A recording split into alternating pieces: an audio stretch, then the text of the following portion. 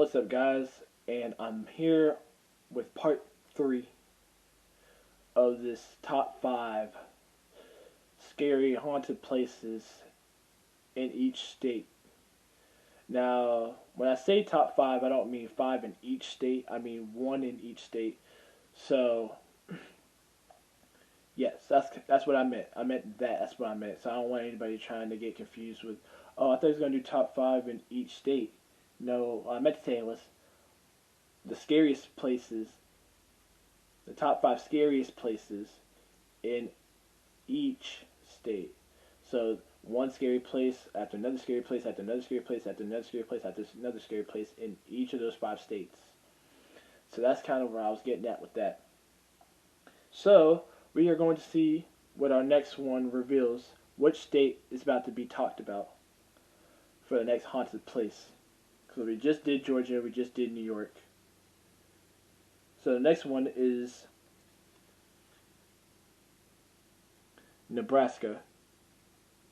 Yeah, I know it's hard to see. It's in small print, and kind of got my writing from my mom, so I kind of do write small. I don't think she does, but I definitely do. So, like I said, it's one of those things where it's like I'm really sorry that I wish I didn't, write that small. But things happen for a reason. But anyways, let us find out what's about to be the next place. Oh boy. Okay.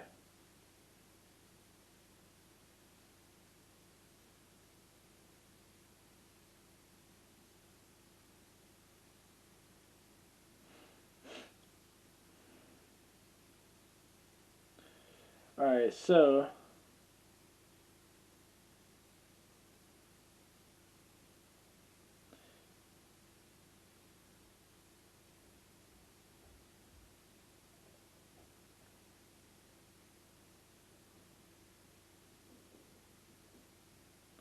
we are actually about to go ahead and find out the next haunted and scary place in Nebraska.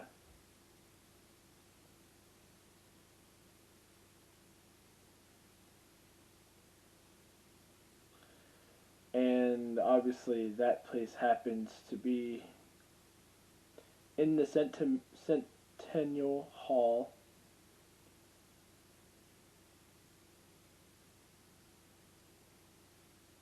Um,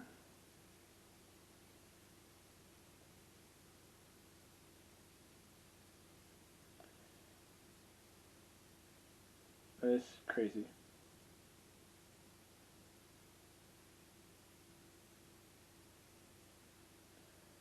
Um,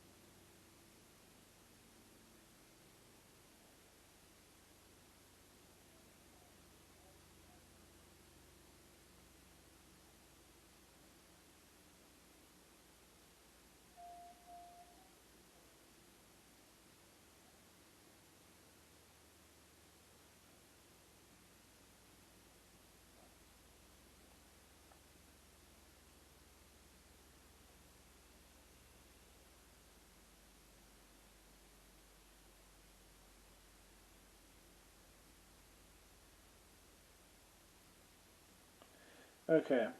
Sorry it took so long. But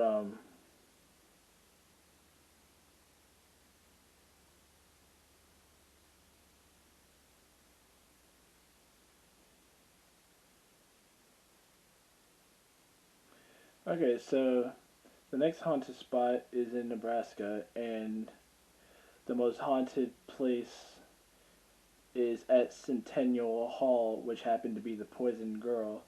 Um, this was in Lincoln, Nebraska. So the building that was once there is now a museum. Um, let's see. So obviously, people have claimed that there were multiple ghosts roaming the halls of Centennial Halls in Nebraska. So this was around somewhere in the 1940s. I don't know the exact year, but it was around 1940s when it used to be a high school. So obviously, this Centennial Hall was a high school back in the 1940s. So apparently, this story goes way back when this girl, she was playing her clarinet, and I'm guessing this was like some music class or something. I don't know if it was a music class or just in the hallway or at lunch. Anyway, I'm not too sure where. Um, but she was playing her clarinet, and she tragically suffered from a heart attack and died. Literally just died because her reed was poisoned, and I'm guessing reed would happen to be the I guess like the tip of like the clarinet possibly. I'm not too sure exactly if that's what that means. I'm gonna look it up on Google real quick.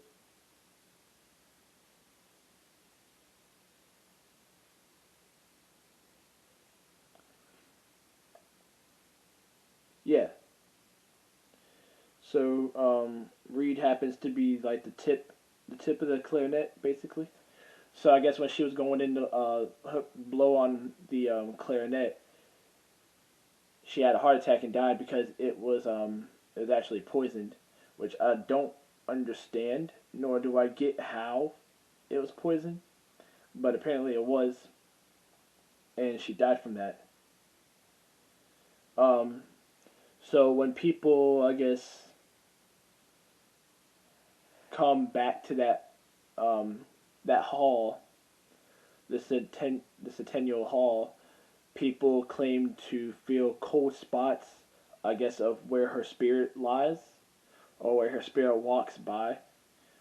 They hear disembodied music and have witnessed an empty rocking chair starting to rock. So I'm guessing that's where her spirit was. Either playing the clarinet at. She might have been sitting there playing the clarinet, or her just rocking the chair back and forth. All you hear is the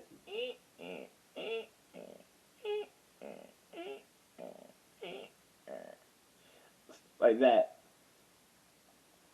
Um, like I said, it's creepy.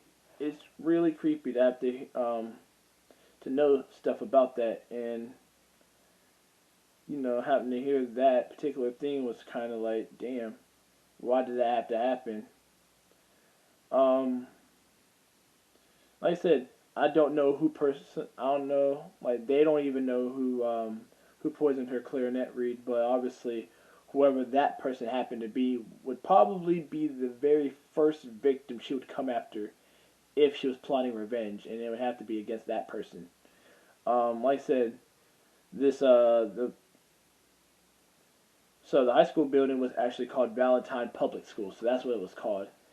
I don't know why I wasn't able to figure that out one. I wasn't able to figure that one out, and why I couldn't get the name of the school, but that's what it was called around the 1840s. So this girl, she ended up dying in like 1944. So I don't know how old she was at the time. Um, so obviously, before the school was converted, even teachers, reported that they would see the little ghost apparition. This was usually accompanied with an uncontrollable sense of feeling unwell, so today phantom music can still be heard coming from the music room. So yeah, they had a music room, which was basically the music class. If you've seen TV shows or movies where they would be in like music rooms or auditoriums or anything like that, I guess that's where that would be at. Even though there have been no instruments inside for years, they would still hear that because apparently her spirit still holds the clarinet that she was playing at the time that she was still alive. So, like I said, that's crazy. Like you would never assume or ever guess or even come to think of anyone wanting to poison someone's clarinet reed when they're trying to play the clarinet.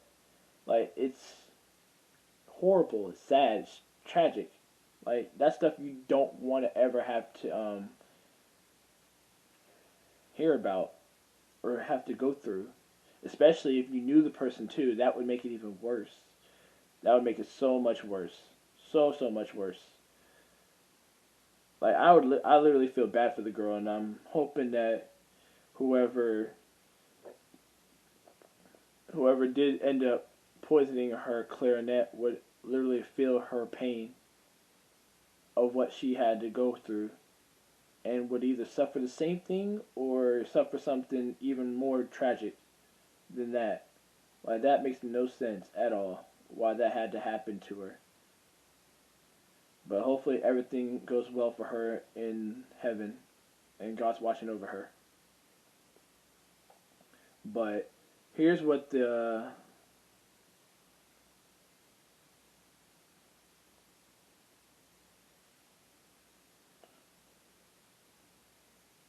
yeah, so this building is this building is actually now a museum.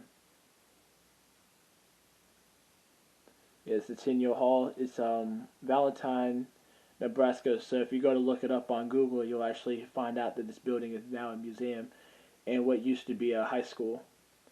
And it was called Valentine Public School. So you can literally look it up on Google and you can find it right there and then.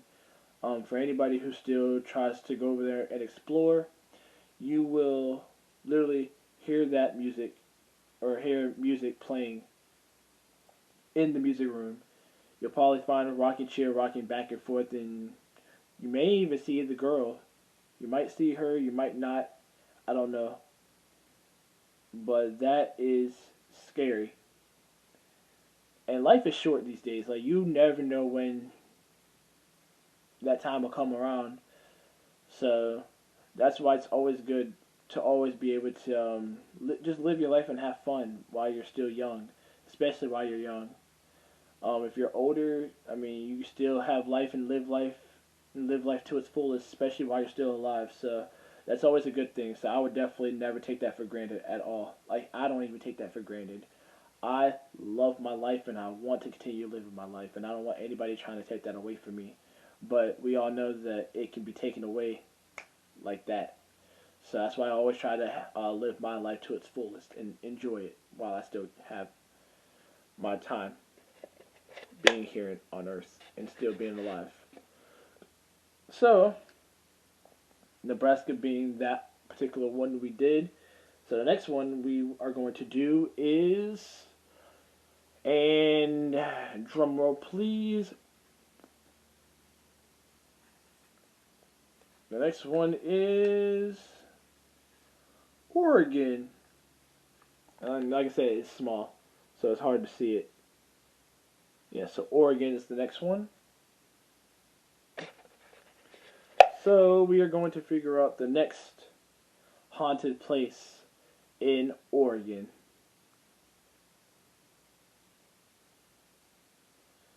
So I'm really anxious to see what's going to happen and what we're going to end up running into. Like I'm really not excited because I don't want to know, but I kind of want to know, especially if anybody lives around there or plans to travel over there or plans to explore anywhere near over there. At least that way we know. Um,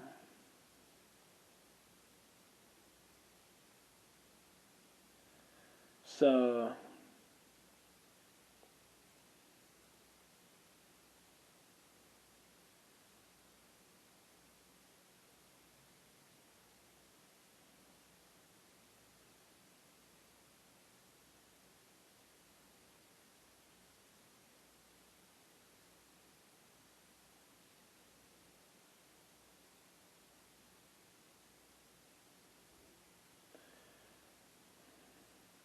Like, I think all the stuff is creepy as hell. Like, I wouldn't even want to be anywhere near there at all.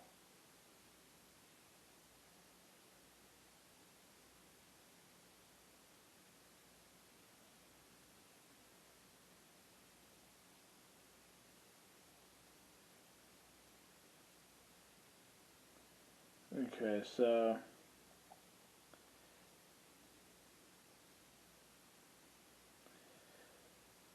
Oregon happens to be known for the haunted place at Cannon Beach, which is very beautiful. It has a nice, beautiful view of the mountains and all that nice stuff. But it's known for the Bandage Man. And of course, when you think of bandages, you think of band-aids. But in this case, the Bandage Man, other people would probably assume that yes, it probably looks like a mummy, and it is. It's the American version of a mummy. He's rumored to be the ghost of a logger who died in a sawmill accident and now terrorizes teenagers who hang out at a deserted area of a highway near Cannon Beach. Stories say he knocks on car windows to try to get in. It smells really, really bad. So anybody that lives in Oregon, I would be literally scared for you guys. Like, I wouldn't even want to be anywhere near that. Because that's scary. Very, very scary. Um, he was blamed on a logger that was maimed at a nearby mill and made his earliest documented appearance in the 1950s or 1850s. I don't really know when the exact date was. He was likely a spooky story told around beach bonfires by teens weaned on monster movies like the silly mummy-like roots. After hearing that tale late at night, then retiring to the confines of a secluded road for a little third base action. It's a story that carries enough creepy weight to seriously kill the mood, which is why it's persisted for decades. So there's this there's this paranormal investigator group online, and it's a lady from Cannon Beach, and she was speaking about this urban myth about the Bandage Man. Apparently, her name wasn't given.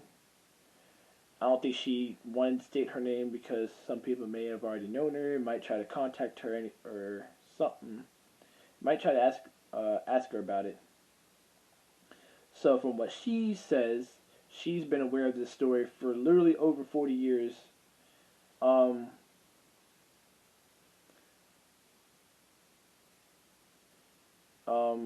she said she kind of knew. I'm sorry, I even said a couple times. I'm really sorry. I'm sorry. I'm trying to figure out what to say, and it's kind of blowing my mind about all this stuff. So she knew the family of the kid that first. She knew the family of the kid that encountered the Bandage Man firsthand. Like she was a child in the community where it got started, so she kind of knew how it all started. And where I'm about to talk about right now is where it all starts at. And this kid that encountered the Bandage Man at first hand is where it starts at. Um, Surprisingly, oh my god. Surprisingly, there was an old road that this lady was growing up.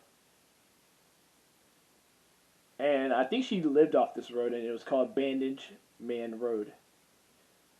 Like I said, it's crazy. It's really crazy, and it's almost like the Devil's Tramping Ground. If you guys watched that video, there was literally a street named that Devil's Tramping Ground. You take that turn, and it's literally nothing there. No road. It's nothing but straight dirt and that big old hole. Like, I don't know if it's even there. And it's probably not even there anymore. But back to what I was saying, it was basically an old section off of Highway 101 that had been bypassed when a new section was put in place, but it was still accessible. And It wasn't very long. It was just a short loop off the highway. It was like maybe like a 5 minute drive around or anything like that. So this place was more like a park, not a park. It's more of like where people can park and kind of do their dirty business. You know, kind of have sex, kiss, make out, make love, and all that type of jazz. And this was around 1960, 1961. So this would be the road where not even this is a popular place on the road that most people would go and kind of stake out and do their business if they wanted to. Um, so it was one night. There were two local kids that were up there doing what teenage boys and girls would do. Obviously, they were parked on a dark, lonely road, and this was that particular road where people would go and make out and do the dirty business. So the boy had an old Chevy pickup truck, and his girl. They were sitting in the cab, and all of a sudden they felt the truck sort of lean, like something was moving around in the bed of the truck. They turned to look out the rear window, and the only thing they could literally see was a bandaged face. Literally looking out the rear window, that's all they saw was a bandaged face, with only some weird looking eyes showing through eye holes in the bandages. The bandaged figure started beating on the glass at the top of the cab. So the boy ended up, starting up his engine, because any person would do that when they see stuff like this or hear stuff or people pounding on the car, try to break glass. The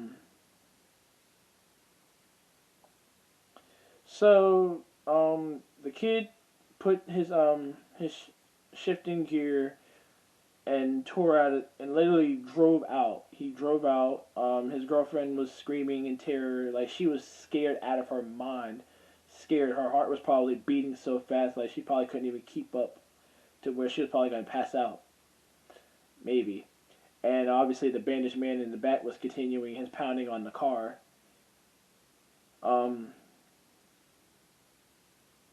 So anybody, I don't know if anyone's been over there to Bandage Man Road or Cannon Beach, anywhere near there. And surprising that Cannon Beach is actually the same exact way. So the roads over there are kind of curvy. So it's like a yeah, like you take a turn and it's like curvy. Like you gotta turn, like you can't be driving like super fast. So it's one of those roads where you gotta go like maybe 25, 30 miles per hour on. And driving them at high speed is obviously dangerous because you're gonna hit something and you're gonna phew, fall right on off. Trust me, it's not pretty, and I've never done it, and I never will, because I like to be safe when it comes to driving, especially on curvy roads. On So they were still driving. After what seemed to be an eternity, they made it downtown. They made it to downtown Cannon Beach, where the boy's family owned a service station that they lived next door to in Greenhouse.